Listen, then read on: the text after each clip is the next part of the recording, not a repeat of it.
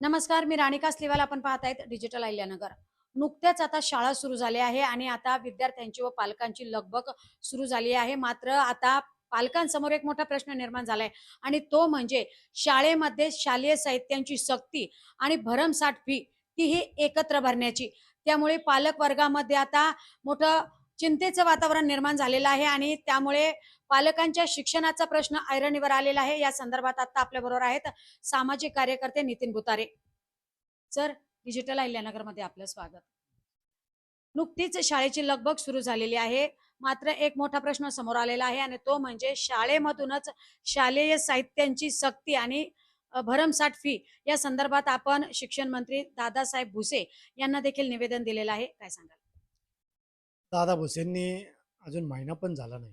शाळा सुरू व्हायच्या अगोदरच सगळ्यांना आदेश दिले होते की कुठलीही इंग्रजी माध्यमांची शाळा आहे त्याच्यामधून तुम्ही वह्या असेल, पुस्तकं असतील, गणवेश असेल, बूट असतील, शूज असतील, म्हणजे सर्व साहित्य याची सक्ती तुम्ही पालकांना आणि विद्यार्थ्यांना करू नका. आणि दुसरी गोष्ट म्हणजे फीची एकदम भरण्याची सक्तीसुद्धा तुम्ही केली नाही पाहिजे. परंतु याला कुठंतरी फाटा दिला गेलाय. अहिल्यानगरमध्ये जर आज जर परिस्थिती पाहिलं तर शिक्षण विभागाचं दादा भुसेंच्या आदेशाकडे कुठेही लक्ष नाही. दादा भुसेंचा आदेश हा केराच्या टोपलीत टाकलाय शिक्षण विभागानेच. त्या माध्यमातून मी सुद्धा दादा भुसेंना निवेदन पाठवलं होतं. शिक्षण अधिकाऱ्यांच्या सुद्धा संपर्कात आहे. आज अनेक शाळांमध्ये एक खटी फी भरायला लावून राहिलेत.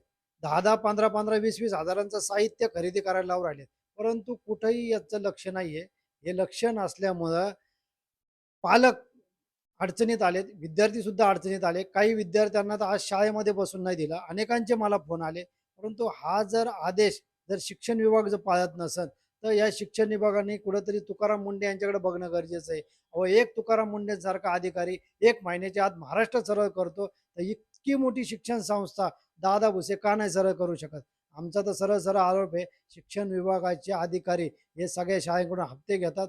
परंतु आम्ही ज्या पण कोणी विद्यार्थ्यांना अन्याय होत असेल, फीमुळे त्याला शाळेत बसून दिलं जात नसेल, कोणाला साहित्याची खरेदी करण्यासाठी सांगत असेल, सक्ती करत असेल, तर त्यांनी नितीन भुतारे म्हणजे माझ्याकडे स्वतः संपर्क साधावा.